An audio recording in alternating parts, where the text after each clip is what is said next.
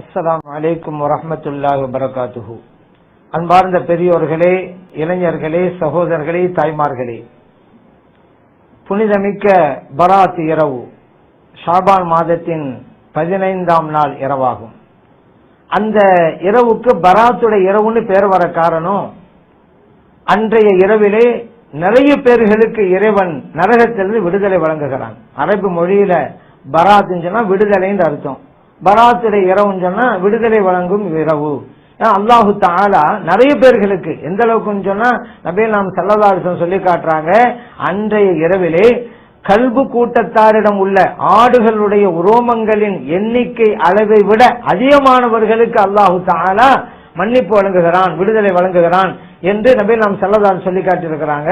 இது இப்னு மாஜால பதிவு செய்யப்பட்டிருக்கு. இப்ப நிறைய பேர்களுக்கு விடுதலை கிடைக்கிறது அந்த இரவுல. அப்படிங்கறதுனாலதான் அந்த இரவுக்கு பராத்துடைய இரவு, விடுதலை வழங்குகின்ற இரவு அப்படின்னு பேர் வர காரணம். சில பேரு அப்படிலாம் ஒரு இரவே கிடையாதுங்க அப்படிம்பாங்க. அது என்ன, அதுக்கு ஒரு ஆதாரமா அந்த இரவு இருக்கு அப்படிங்கறது ஆதாரம் என்ன, ஹதீஸ்ல இருக்குது அப்படிங்கறது தான். நபிகள் நாயகம் ஸல்லல்லாஹு அலைஹி வஸல்லம் அவர்கள் அந்த இரவுடைய சிறப்புகளை பற்றி நிறைய பேசி இருக்கிறாங்க. அதை நான் உங்களுக்கு சொல்லி காட்டுறேன். ஆனா இல்ல, இந்த இரவே இல்ல அப்படிங்கிறதுக்கு ஷபே பராத்துன்னு சொல்றாங்க. ஷபே அப்படிங்கிறது கூட அரபு மொழி கிடையாதுல. இதுல இருந்து நீங்க புரிஞ்சு கொள்ளலாம். அப்ப இது மார்க்கத்தில் இல்லாத ஒன்று, இதுவும் ஆதாரம் அப்படின்னு சொன்னா ஹஜ்ஜு பெருநாள் ஒண்ணு இருக்குதா இல்லையா? ஆமா. அதுக்கு பக்ரீத் தானே சொல்றாங்க. என்ன பக்ரீத்ங்கிறது அரபு வார்த்தையா? அப்ப இது பக்ரீத் தான் சொல்றாங்க ஹஜ்ஜு பெருநாளைக்கு. அது அரபு வார்த்தை இல்ல, அதனால ஹஜ்ஜு பெருநாளே கிடையாதுன்னு சொல்லுவாங்கல்ல இந்த வஹாபிகள். எவ்வளவு பெரிய அறியாமை வெளிப்படுத்துகிறார்கள் பாருங்கள். அதனால மக்கள் விளங்குவதற்காக வேண்டி ஒரு வார்த்தையை வேறு மொழியில சொல்வது இயற்கை. ஹஜ்ஜு பெருநாளைக்கு பக்ரீத்னு சொல்ற மாதிரி இந்த பராத்துக்கு ஷபே பராத்துங்கிற வார்த்தையை சொல்றாங்க. அதுக்காக வேண்டி வேறு மொழிகளுடைய வார்த்தை எல்லாம் வந்திருக்கிறது. ஆகவே இது மார்க்கத்திலே இல்லைன்னு சொல்ல முடியுமா? நபிகள் நாயகம் ஸல்லல்லாஹு அலைஹி வஸல்லம் அவர்கள் இந்த இரவுடைய சிறப்பை பற்றி பல்வேறு ஹதீஸ்ல சொல்லி காட்டியிருக்கிறாங்க. நபிகள் நாயகம் ஸல்லல்லாஹு அலைஹி வஸல்லம் சொன்னாங்க, இந்த ஷாபான் மாதத்துல 15ஆம் நாளுடைய இரவு வந்து விட்டால் நீங்கள் இரவிலே நின்று வணங்குங்க, பகல்ல நோன்பு வைங்க. காரணம், அல்லாஹு தஆலா சூரியன் மறைந்த உடனே, அந்த இரவிலே சூரியன் மறைந்த உடனே, அதாவது மக்ரிப் நேரத்துல முதல் வானத்திற்கு இறங்கி வருகிறான். இறைவன் கேட்கிறான், என்ன நான் பாவ மன்னிப்பு தேடுபவர் யார்? நான் பாவ மன்னிக்க தயாராக இருக்கிறேன். என்னட்ட ரிஸ்கை தேடுபவர் யார்? நான் ரிஸ்க வாரி வழங்க தயாராக இருக்கிறேன். சோதனைக்கு உள்ளாக்கப்பட்டவர் யார்? அவருடைய சோதனை அகற்றி அவருக்கு நல்சுகம் வழங்க நான் தயாராக இருக்கிறேன் என்று இறைவன் அடியார்களை பார்த்து கேட்டுக்கொண்டே இருப்பான் ஃபஜ்ருடைய நேரம் வருகின்ற வரைக்கும் என்றார்கள் நபிகள் நாயகம் ஸல்லல்லாஹு அலைஹி வஸல்லம் அவர்கள். இப்னு மாஜாவிலே பதிவு செய்யப்பட்ட ஹதீஸ். ஆயிஷா சித்திகா ரலியல்லாஹு அன்ஹா சொல்றாங்க, நபிகள் நாயகம் ஸல்லல்லாஹு அலைஹி வஸல்லம் ஒரு நாள் என்னுடைய படுக்கையிலே திடீரென்று காணோம். அவங்களை தேடி நான் வீட்டை விட்டு புறப்பட்டு போனேன். ஜன்னத்துல் பக்கைங்கிற கபூர்ஸ்தான்ல ஸல்லல்லாஹு அலைஹி வஸல்லம் இருந்துகிட்டு இருந்தாங்க. அவங்க தங்களுடைய கைகளை வானத்தின் பக்கம் உயர்த்தி பிரார்த்தனை கொண்டு பண்ணிக்கிட்டு இருந்தாங்க. என்ன பார்த்தவன கேட்டாங்க, ஆயிஷாவே, இறைவனும் இறைத்தூதர் ஸல்லல்லாஹு அலைஹி வஸல்லம் அவர்களும் உனக்கு அநீதம் இழைத்து விடுவார்கள் என்று அஞ்சனாயா என்று கேட்டாங்க. அப்படியெல்லாம் இல்லை யார சொல்லலாம், உங்கள் துணைவியருடைய வீட்டுக்கு நீங்க போயிருப்பீங்களோ என்று நினைச்சேன், அதான் நான் புறப்பட்டு தேடி வந்தேன் அப்படின்னு நான் சொன்னேன். இப்ப நபிகள் நாயகம் ஸல்லல்லாஹு அலைஹி வஸல்லம் சொன்னாங்க, ஆயிஷாவே, இந்த ஷாபான் மாதத்தினுடைய 15ஆம் நாளுடைய இரவு இருக்கிறது அல்லவா, அந்த அன்னைக்கு அல்லாஹு தஆலா முதல் வானத்திற்கு இறங்கி வருகிறான். கல்பு கூட்டத்தாரிடம் உள்ள ஆடுகளுடைய ரோமங்களின் எண்ணிக்கை அளவை விட அதிகமானவர்களை மன்னிக்கிறான் என்றார்கள் நபிகள் நாயகம் ஸல்லல்லாஹு அலைஹி வஸல்லம் அவர்கள். இந்த ஹதீஸ் திர்மிதில பதிவு செய்யப்பட்டிருக்கு, இப்னு மாஜால பதிவு செய்யப்பட்டிருக்கு, அஹ்மதுல பதிவு செய்யப்பட்டிருக்கு, இப்னு அபி ஷைபாலும் பதிவு செய்யப்பட்டிருக்கு. இவ்வளவு ஹதீஸ் கிதாபுல பராத் இரவுன்னு ஒண்ணு இருக்குது. அந்த இறப்புக்கு தனி சிறப்பு இருக்கிறது. நின்று வணங்கணும், பகல்ல நோன்பு வைக்கணும் என்றெல்லாம் இருக்கின்ற போது அப்படிப்பட்ட ஒரு இரவே இல்லை என்று சொல்வதற்கு எப்படி இவர்களுக்கு மனம் வந்தது? காரணம், வணக்க வழிபாடுகளிலிருந்து மக்களை தடுக்க வேண்டும் என்கின்ற எண்ணம் இருக்கிறதுனால இந்த இரவே கிடையாது அப்படின்னு சொல்லி புனிதமான இரவுல வணக்கங்கள் செய்வதை விட்டும் தடுக்க பார்க்கிறார்கள். அதற்கு இளைஞர்கள் இடம் அளித்து விடக்கூடாது. நம்ம படைக்கப்பட்டதே எதுக்குங்க? அல்லாஹ்வை வணங்குறதுக்கு தானங்க. இதுக்கு போய் ஒரு ஆதாரமா? அல்லாஹ் குர்ஆன் சொல்லிட்டாங்க, வமா ஹலக்துல் ஜின்ன வல் இன்ஸ இல்லா லியஅபுதூன், மனித இனத்தையும் ஜின் இனத்தையும் என்னை வணங்குவதற்குத்தான் படைத்தேன்ட்டான். அந்த அன்னைக்கு நம்ம என்ன செய்யறோம்? அல்லாஹ்வை தானே வணங்குறோம். அல்லாஹ்வுடைய பள்ளிவாசல்ல போய் வணங்குறோம், தொழுகிறோம், திக்ர் செய்யறோம், ஸலவாத் ஓதுறோம், குர்ஆன் ஓதுறோம், குர்ஆன் ஹதீஸ் சம்பந்தப்பட்ட பயான் நடத்துறோம். எல்லாம் மார்க்கத்தில் இருக்கக்கூடியது. வணக்கம் செய்ய மனிதன் படைக்கப்பட்டான். அப்படி இருக்கும் பொழுது என்ன ஆதாரம்? போய் தூங்க அப்படின்னு சொன்னாக்க அந்த அன்னைக்கு அரட்டை அடிச்சிட்டு இருக்கலாமா? பராத்திர அன்னைக்கு நல்லடியார்கள், சுன்னத் ஜமாத் இஸ்லாம் நல்லடியார்கள் என்ன செய்யறாங்க? வணக்கம் செய்து இருக்கிறாங்க.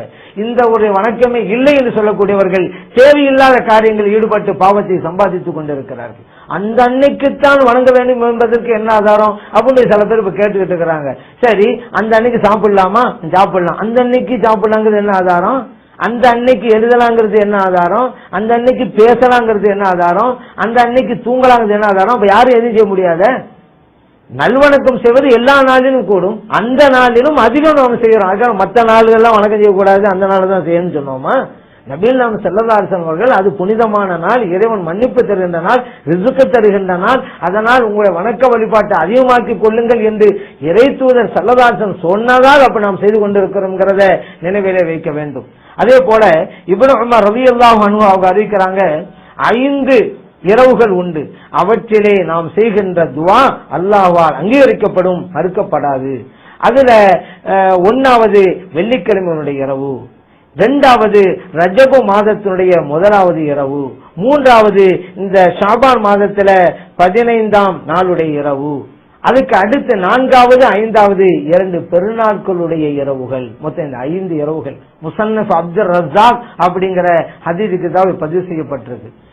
இப்னு உமர் ரலியல்லாஹு அன்ஹு அறிவிக்கிறாங்க, இப்படி ஒரு இரவு ஒண்ணு இருக்கிறது, பராத் இரவுன்னு ஒண்ணு இருக்குது ஷாபான் மாதத்துல 15வது இரவு. அதுல நம்ம துஆ செஞ்சா அது கபூலாகும் என்றும் சொல்லி தருகிறார்கள்.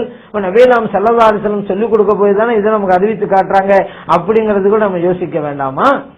சரி, அந்த இரவுல நாம் செய்கின்ற வணக்கங்களில் பிரதானமானது ஒரு சில வணக்கங்கள் உண்டு. ஜியாரத்து செய்வோம் அந்த அன்னைக்கு. அதாவது கபிரஸ்தானுக்கு போய் ஜியாரத்து செய்வது அது ஒரு சுன்னத்து. ஏன் நபிகள் நாயகம் ஸல்லல்லாஹு அலைஹி வஸல்லம் அவர்கள் அன்றைய இரவிலே பக்கீக்கு சென்று ஜியாரத் செஞ்சாங்களா இல்லையா? ஆயிஷா சித்திகா ரலியல்லாஹு அன்ஹா சொல்றாங்கல்ல, ஸல்லல்லாஹு அலைஹி வஸல்லம் அவர்களை நான் படுக்கையில திடீரென்று காணல, அவங்களை தேடி நான் புறப்பட்டு போனேன், ஜன்னத்துல் பக்கையில துஆ செஞ்சுக்கிட்டு இருந்தாங்க. ஜன்னத்துல் பக்கைங்கிறது கபிரிஸ்தான், மதீனாவுடைய கபிரிஸ்தான். இந்த ஹதீஸ் திர்மிதி இப்னு மாஜால பதிவு செய்யப்பட்டிருக்கிறது அல்லவா? அந்த நபிகள் நாயகம் ஸல்லல்லாஹு அலைஹி வஸல்லம் அவருடைய அந்த சுன்னத்தை ஆதரிப்பதற்கு தான் நாம் அன்றைய இரவிலே ஜியாரத் செய்ய போறோம். ஏன் அன்றைய இரவில் ஸல்லல்லாஹு அலைஹி வஸல்லம் அவர்கள் ஜியாரத் செய்தார்கள் கபிரிஸ்தான் போய். நாமும் அந்த சுன்னத்துக்கு உயிர் கொடுக்க வேண்டும்ங்கிறதுனாலதான் அந்த ஜியாரத்தை செய்கிறோம். அப்ப ஜியாரத் செய்வோங்கிறதுக்கு அது ஆதாரம் இருக்குது. அந்த இரவெல்லாம் நின்று வணங்குகிறோம். காரணம் என்ன? நபிகள் நாயகம் ஸல்லல்லாஹு அலைஹி வஸல்லம் சொல்லிட்டாங்க, கூமு லைலஹா, அந்த இரவில் நின்று வணங்குங்கன்ட்டாங்க. இப்னு மாஜால பதிவு செய்யப்பட்டிருக்கு. அந்த பகல்ல நோன்பு வைக்கிறோம். காரணம் என்ன? நபிகள் நாயகம் ஸல்லல்லாஹு அலைஹி வஸல்லம் சொல்லிட்டாங்க, சூமு நஹாரஹா, அந்த பராத் நாளுடைய பகல்ல நோன்பு வைங்க. இப்னு மாஜால பதிவு செய்யப்பட்டிருக்கு. நம்ம யாருடைய சொல்ல கேட்கணும், யாரை பின்பற்றணும்? அல்லாஹ் யாரை பின்பற்ற சொன்னா? நபிகள் நாயகம் ஸல்லல்லாஹு அலைஹி வஸல்லம் அவங்களை தான் பின்பற்ற சொன்னா. அவங்க சொல் பிரகாரம் கேட்டு நடங்க, வெற்றி பெறுவீங்க அப்படின்னு தானே இறைவன் குர்ஆன்ல சொன்னா. நபிகள் நாயகம் ஸல்லல்லாஹு அலைஹி வஸல்லம் சொல்றாங்க பராத் இரவு நின்று வணங்குங்கண்டு. அதான் நம்ம வணங்குறோம். ஏன் நம்ம யாரை பின்பற்ற வேண்டும்? நபிகள் நாயகம் ஸல்லல்லாஹு அலைஹி வஸல்லம் அவங்களை தான் பின்பற்றணும்.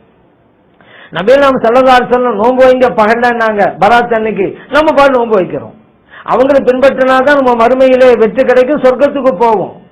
இதுக்கு மாற்றமாக நபிகள் நாயகம் ஸல்லல்லாஹு அலைஹி வஸல்லம் அவர்களுடைய சொல்லுக்கு மாற்றமாக எந்த கருத்தை யார் சொன்னாலும் தூக்கி போட்டுறாங்கட்டு. ஏன் அவங்களை பின்பற்ற அல்லாஹ் சொல்லல, அவங்களை பின்பற்றினா வெற்றி கிடைக்கும் என்று இறைவன் குர்ஆன் சொல்லி தரல. இப்படி சொல்பவருடைய நிலையே நாளை மறுமையில என்னங்கிறது அவங்களுக்கே தெரியாது. அப்படிப்பட்டவங்க சொல்ற நம்ம கேட்கலாமா? கேட்க கூடாது. நமக்கு உயிர் நபிகள் நாயகம் ஸல்லல்லாஹு அலைஹி வஸல்லம் அவர்கள் தான். நம்ம மார்க்கத்தை அறிவித்து தரக்கூடியவர்கள் அவர்கள் தான். அவர்களே என்ன சொல்லுகிறார் அதை பாருங்க. ஸல்லல்லாஹு அலைஹி வஸல்லம் தெளிவா சொல்றாங்க, அந்த பராத்துல இரவில் இந்த வணங்குங்க, பகல்ல நோன்பு வைங்க. இப்னு மாஜாவுல இருக்குது. அதனாலதான் நாம் அந்த காரியத்தை செய்கிறோம் அப்படிங்கறத நினைவில வைக்க வேண்டும். அடுத்து இன்னொரு வணக்கத்தையும் நாம் அன்றைக்கு செய்வோம். என்ன? யாசீன் சூரா ஓதுவோம். அது 3 தடவைகள் யாசீனை ஓதி இறைவன்ட்ட துஆ கேட்போம். இந்த யாசீனை கூட பெரும்பாலான பள்ளி வாசல்கள்ல மக்ரிப் தொழுதவுடன் தான் நம்ம ஓதுறோம். காரணம் என்னன்னு கேட்டா, அல்லாஹ் தஆலா சொல்லிட்டான்ல, இன்றைய தினம் பாவ மன்னிப்பு தேடுபவர் யார்? அவரை நான் மன்னிக்க தயாராக இருக்கிறேன். அவருடைய தேவைகளை கேட்பவர் யார்? நான் கொடுக்க தயாரா இருக்கிறேன் என்று இறைவன் சொல்லிக்கிட்டே இருக்கிறான்ல. மக்ரிப் நேரத்தில இருந்துதான் சொல்ல ஆரம்பிக்கிறான். அதனாலதான் மக்ரிப் தொழுத உடனே கேட்கறதுக்காக நம்ம உட்கார்ந்துடும். பாத்தீங்களா? ஸல்லல்லாஹு அலைஹி வஸல்லம் அவர்களுடைய அந்த ஹதீஸை அமுல்படுத்துவதிலே நாம் முன்னணியிலே இருக்கிறோம். அல்லாஹ் அந்த நசீபை நமக்கு தந்திருக்கிறான். மறுப்பவர்களுக்கு அந்த நசீபு இல்லை. இதுதான் உண்மை. இப்ப நபிகள் நாயகம் ஸல்லல்லாஹு அலைஹி சொல்றாங்க, மக்ரிப் நேரம் வந்துட்டாலும் அல்லாஹ் கேட்க ஆரம்பிச்சிடறான். மக்ரிப் தொழுத உடனே நாம் உட்கார்ந்து அல்லாஹ்ட்ட முறையிட ஆரம்பிச்சிடும்.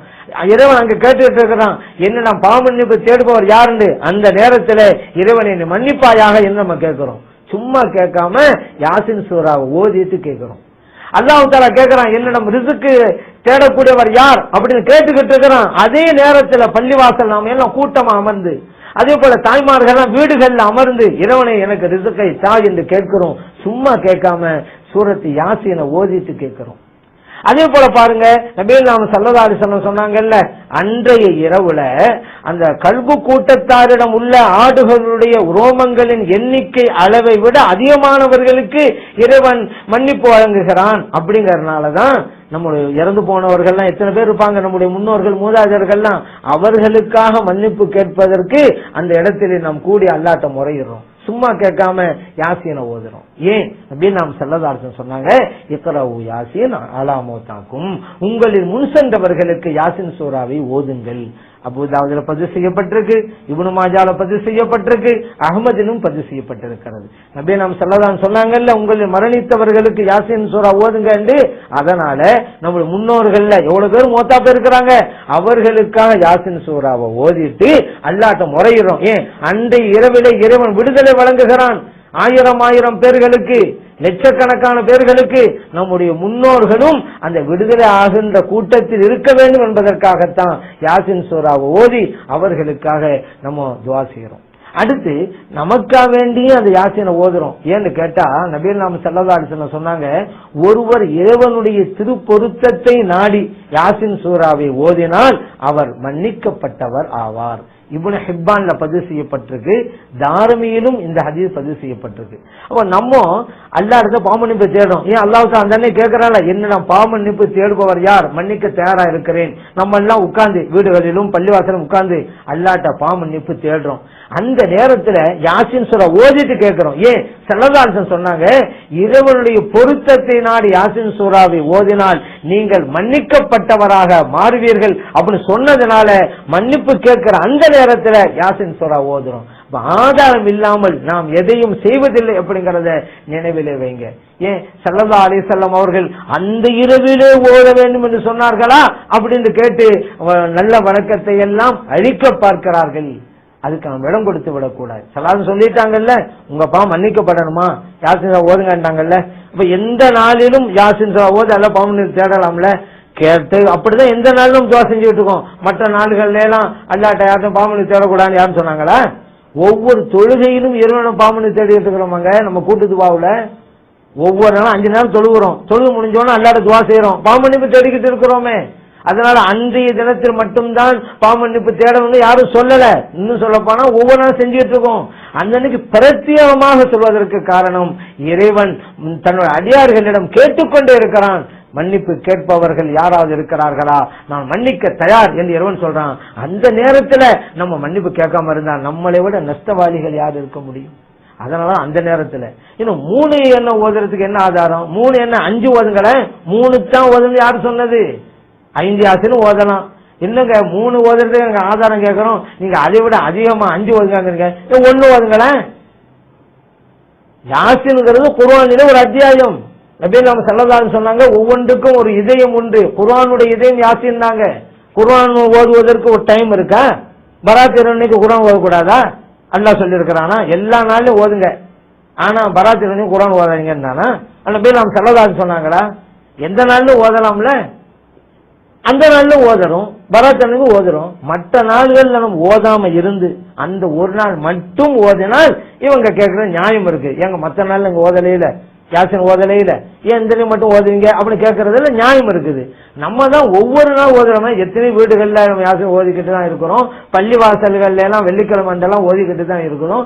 ஒவ்வொரு நாள் நடைபெறுகிற காரியம் தான் அந்த அன்னைக்கு செய்யறோம். அந்த அன்னைக்கு செய்யக்கூடாது என்று சொல்வதற்கு யாருக்கு அதிகாரம் இருக்கிறது? எந்த நாளிலும் குர்ஆனை ஓதலாம் என்று இறைவனும் இறைத்தூதர் ஸல்லல்லாஹு அலைஹி வஸல்லம் சொல்லியிருக்கும் பொழுது பராத் அன்னைக்கு யாசின் ஓதாத என்று சொல்லி அந்த அதிகாரம் யாருக்கு உண்டு? இறைவன் குர்ஆனில் சொல்லி காட்டுறானே, யா அய்யுஹல்லதீன ஆமனூ லா துஹர்ரிமூ தய்யிபாத்தி மா அஹல்லல்லாஹு லக்கும். இறை நம்பிக்கையாளர்களே, இறைவன் உங்களுக்கு ஆகுமாக்கியதை நீங்கள் ஹராமாக்காதீர்கள். அல்லாஹ் தஆலா நமக்கு ஹலால் ஆக்கினதை ஹராம் ஆக்கலாமா? அல்லாஹ்வும் அல்லாஹ்வுடைய ரசூல் ஸல்லல்லாஹு அலைஹி வஸல்லம் தடை செய்யாத ஒன்றை தடை செய்யலாமா? இப்படிப்பட்ட அதிகாரத்தை தான் வஹாபிகள் கையில் எடுத்திருக்கிறார்கள். இது அல்லாஹ்வுக்கும் அல்லாஹ்வுடைய ரசூல் ஸல்லல்லாஹு அலைஹி வஸல்லம் அவர்களுக்கும் கோபத்தை உண்டு பண்ணும். அல்லாஹ்வுடைய அதிகாரத்தை வேற யாரும் எடுக்க கூடாது. ஷரியத்தை உண்டு பண்ணுகின்ற அதிகாரத்தை அல்லாஹ் தஆலா தன்னுடைய ரசூல் ஸல்லல்லாஹு அலைஹி வஸல்லம் அவங்களுக்கு மட்டும்தான் கொடுத்திருக்கிறான்.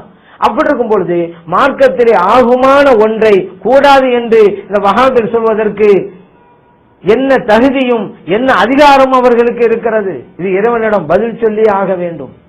குர்ஆனை ஓதுவதில் யாரும் தடுக்கலாமா? அப்படி தடுக்கக்கூடியவர் யார்? யோசிச்சு பாருங்க. அல்லாஹ்வுடைய வேதத்தை ஓதுறாங்க, யாசின்ங்கிறது அல்லாஹ்வுடைய வேதம், அதை ஓதுறாங்க, அதை தடுக்கிறார்கள் என்றால் தடுப்பவர்கள் யார் அப்படிங்கறதையும் நாம் அறிந்து கொள்ள வேண்டும்.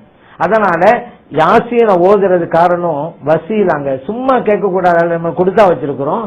அல்லாஹ் கூட குர்ஆன்ல என்ன சொல்றான்? சும்மா என்னோட கேளுங்கங்கள, யா அய்யுஹல்லதீன ஆமனு ஸ்தஈனு பிஸ்ஸப்ரி வஸ்ஸலா. இதே நம்பிக்கையாளர்களே, தொழுகையை கொண்டும் பொறுமையை கொண்டும் என்னிடம் உதவி தேடுங்கள். தொழுகை அப்படிங்கிறது வணக்கம், வணக்கத்தை வச்சு அல்லாஹ்ட்ட கேட்கிறது. அது இந்த நேரம் தொழுங்கிறது வசீலா. இறைவனிடம் கேட்பதற்கு முன்னாலே ஏதாவது ஒரு வணக்கத்தை செய்ய வேண்டும். தொழுதும் இறைவனை கேட்கலாம், நோன்பு வைத்தும் அல்லாஹ்ட்ட கேட்கலாம், தர்மம் செஞ்சுட்டு அல்லாஹ்ட்ட கேட்கலாம், குர்ஆனை ஓதிட்டு அல்லாஹ்ட்ட கேட்கலாம். ஏன் குர்ஆன் ஓதுவது ஒரு வணக்கம். இதுல என்ன ஒரு ஆச்சரியமா இருக்குன்னு சொன்னா, நல்வணக்கம் எல்லாம் வசீலா அப்படின்னு சொல்லுகின்ற வஹாபிகள் தான் குர்ஆன் ஓதுறதையும் யாசீன் ஓதுறதையும் ஃபாத்திஹாவோட தடுத்துக்கிட்டு இருக்கிறாங்க.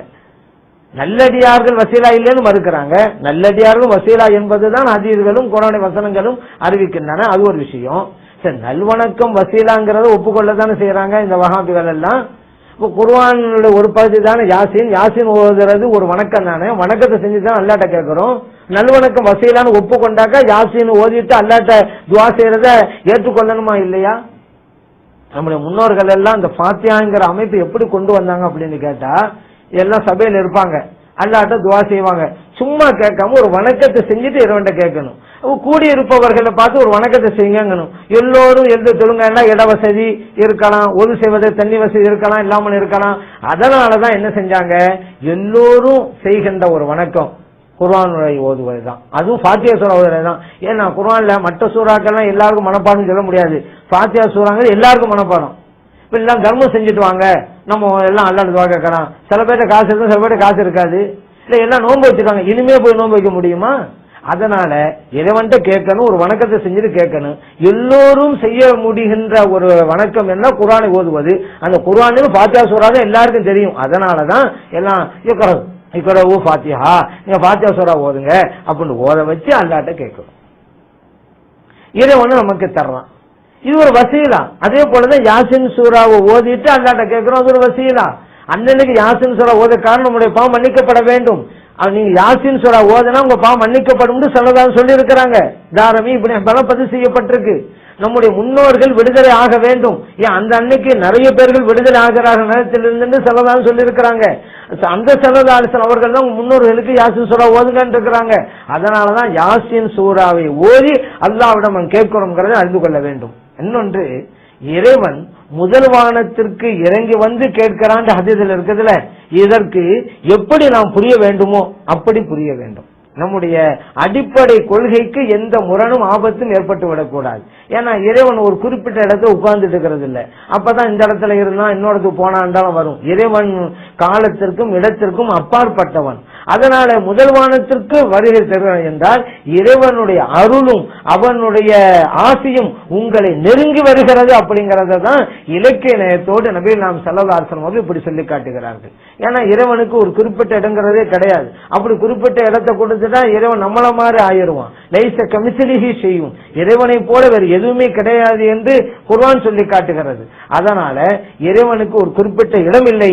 முதல் வானத்திற்கு வருகிறான் என்றால் அவனுடைய அருள் நம்மை நெருங்கி வருகிறது என்பதைத்தான் நபி நாம் ஸல்லல்லாஹு அலைஹி வஸல்லம் அவர்கள் இவ்வாறு சொல்லி காட்டினார்கள் அப்படிங்கிறதையும் நாம் புரிந்து கொள்ள வேண்டும். இன்னொரு விஷயம், அந்த புனிதமிக்க பராத் இரவுல அல்லாஹ்விடமிருந்து மன்னிப்பு கிடைக்கிறது, ஆனால் இருவருக்கு கிடைக்காது என்று நபிகள் நாயகம் ஸல்லல்லாஹு அலைஹி வஸல்லம் சொல்லி தர்றாங்க. அது இருவர் யார்? இந்த ஹதீஸும் இப்னு மாஜாவிலும் பதிவு செய்யப்பட்டிருக்கிறது. ஒருவர் இணை வைக்கக்கூடியவர், இன்னொருவர் தனது சகோதரர்களிடம் விரோதம் கொள்பவர் என்று சொன்னாங்க. இங்க இணை வைக்கக்கூடியவர்கள் அப்படிங்கிறது பல தெய்வ கொள்கை கோட்பாடு உள்ளவர்களும் உள்ளடங்கி விடுகிறார்கள். அதுவும் இறைவனுக்கு இணை வைத்தல் தான். இறைவன் ஒருவனை வணங்க வேண்டும், இறைவனை தவிர வேறு யாரையும் வணங்கக்கூடாது என்பது ஒன்று. இன்னொன்னு, இறைவனுக்கு உருவம் உண்டு என்று சொன்னாலும் இந்த இணை வைத்தல் அவர்களும் கட்டுப்பட்டு விடுவார்கள். ஏன்னா இறைவனுக்கு உருவம்ங்கிறதெல்லாம் கிடையாது, இறைவன் அதற்கெல்லாம் அப்பாற்பட்டவன். நமக்கு உருவம் உண்டு. ஏன்னா சில பேர் சொல்றாங்க இறைவனுக்கு கண்கள் உண்டு அவ என்ற கொள்கையில் உள்ளவர்கள். இன்னும் சொல்ல போனா குர்ஆன் ஹதீஸ்னு சொல்லிக்கிட்டு இந்த நட்சக்கரத்தை பருப்ப நினைக்கிறார்கள். எவ்வளவு பெரிய ஆபத்து பாருங்க. அன்றைக்கு மக்காவில் இருக்கக்கூடிய முஷ்ரிக்கீன்கள் கூட சிலை வணக்க வழிபாட்டில் இருந்தார்கள். ஆனா என்ன சொல்லிக்கிட்டாங்க, நாங்க இப்ராஹிம் அலைஹிஸ்ஸலாம் மார்க்கத்துல தான் இருக்கிறோம்னு சொல்லிக்கிட்டாங்க. இப்ராஹிம் அலைஹிஸ்ஸலாம் வந்து உருவ வழிபாட்டை கொண்டு வந்தாங்க கிடையாது, உருவமற்ற இறைவன் வணங்குன்னு சொன்னாங்க. நான் இப்ராஹிம் அலைஹிஸ்ஸலாம் மார்க்கத்தில் இருக்கிறேன்னு சொல்லிட்டு இப்ராஹிம் அலைஹிஸ்ஸலாம் சொல்லாத உருவ வழிபாட்டை வச்சிருந்தாங்கல்ல மக்கத்து காபிர்கள், அந்த மாதிரிதான் இன்னைக்கு ஒரு கூட்டத்தினர்கள் நாங்க குர்ஆன் ஹதீஸை பின்பற்றும் சொல்லிக்கிட்டு குர்ஆனுக்கும் ஹதீஸுக்கும் சம்பந்தம் இல்லாத, குர்ஆனுக்கும் ஹதீஸுக்கும் முரணான உருவ வழிபாட்டை கொண்டு வர நினைக்கிறார்கள். இறைவனுக்கு உருவம் இருக்கு, கண் இருக்கு, காது இருக்குன்னு சொல்லி. இதுவும் இணை வைத்தல் தான். இந்த கொள்கையை கொண்டவர்களுக்கும் அந்த பராத் இரவிலே மன்னிப்பு கிடைக்காது என்பதை நாம் புரிந்து கொள்ள வேண்டும். அடுத்து பகைமை பாராட்டுவது, விரோதம் கொள்வது, இதுவும் நம்முடைய சகோதரருக்கு மத்தியிலே செய்யக்கூடாது. அப்படி செய்யக்கூடியவர்கள் விட்டுவிட வேண்டும். இல்லையானால் பராத் இரவிலே இப்படிப்பட்டவர்களுக்கும் மன்னிப்பு கிடைக்காதுங்கிற நபி நாம் ஸல்லல்லாஹு அலைஹி வஸல்லம் அவருடைய எச்சரிக்கையை நாம் நினைவு கூர்ந்தே ஆக வேண்டும் அப்படிங்கிறதையும் புரிந்து கொள்ள வேண்டும். ஆகவே இந்த பராத் இரவுல மக்ரிப் தொழுத உடனே 3 யாசீன் ஓத வேண்டும். ஒவ்வொரு யாசீனுக்கும் ரிஸ்கை கேட்டும், பாவ மன்னிப்பு கேட்டும், கஷ்டங்கள் தீரவும் அல்லாஹ்விடத்தில் நாம் முறையிட வேண்டும். அன்றைய தினம் ஏதோ ஒரு கபர்ஸ்தானுக்கு சென்று ஜியாரத் செய்ய வேண்டும். அந்த பகலிலே, அடுத்த நாள் பகலிலே நாம் நோன்பும் வைக்க வேண்டும். இந்த நல்வணக்கங்கள் செய்து இறைவனுடைய அருளை பெறுகின்ற நன்மக்களாக எல்லாம் வல்ல இறைவன் நம்மை ஆக்கியருள்வானாக. ஆமீன். வல்ஹம்துலில்லாஹி ரப்பில் ஆலமீன்.